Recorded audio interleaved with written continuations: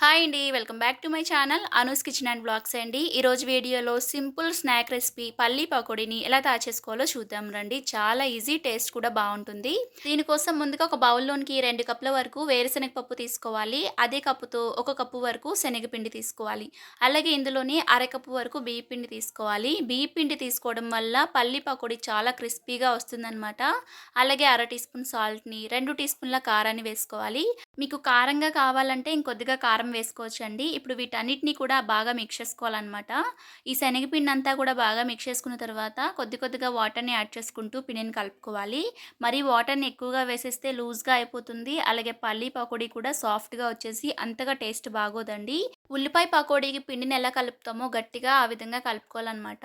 ఈ విధంగా మనకి విడివిడిగా పల్లీలనేవి పట్టుకునేటట్టుగా ఉంటే గనక పిండి కరెక్ట్‌గా ఉన్నట్టు. ఇప్పుడు డీప్ ఫ్రైకి సరిపడా ఆయిల్‌ని హీట్ చేసుకున్న తర్వాత ఇందులోనికి ఈ విధంగా వేసుకోవాలి. ఫ్లేమ్‌ని లో ఫ్లేమ్‌లో పెట్టి వేసుకోండి. లేదంటే మనకి సెగ అనేది తగిలి చేతికంతా కూడా కాలుతుందనమాట.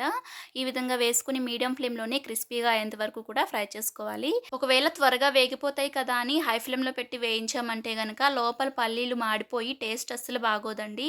కాబట్టి మీడియం ఫ్లేమ్‌లోనే ఫ్రై చేసుకోవాలి. ఇప్పుడు ఇందులో కొద్దిగా కరివేపాకు కూడా వేసుకొని ఫ్రై చేసుకున్న తర్వాత వీటిని తీసుకొని ఒక ప్లేట్‌లోనికి వేసుకోవాలి. అంతేనండి, పల్లీ పకోడీ అయితే రెడీ అయిపోయింది. ఇంకా వేడి వేడి నూనెలో ఇంకా మిగతావి కూడా వేసేసుకొని మీడియం ఫ్లేమ్‌లోనే క్రిస్పీగా అయ్యేంత వరకు ఫ్రై చేసుకున్నామంటే గనక మనకి వేడి వేడిగా పల్లీ పకోడీ అయితే రెడీ అయిపోతుందనమాట. చాలా సింపుల్ స్నాక్ రెసిపీ అండి. తప్పకుండా ట్రై చేయండి. ఎక్కువ టైం కూడా పట్టదు. అలాగే మనకి పిల్లలు ఎప్పుడైనా స్నాక్స్ చేయమంటే ఈ విధంగా ఈజీగా చేసుకొని మనం స్టోర్ చేసుకోవచ్చు కూడా. స్నాక్స్ బాక్స్‌లోకి అయితే చాలా బావుంటాయి. చాలా క్రిస్పీగా ఉంటాయి. అలాగే పల్లీలతో చేస్తున్నాం కాబట్టి హెల్తీ అని చెప్పొచ్చు. మీరు కూడా ఒకసారి తప్పకుండా ఈ పల్లీ పకోడీని ట్రై చేయండి. ట్రై చేశాక మీకు ఎలా కుదిరిందో కామెంట్ చేయండి. వీడియో నచ్చితే లైక్ చేయండి, షేర్ చేయండి, సబ్స్క్రైబ్ చేసుకోవడం మర్చిపోకండి.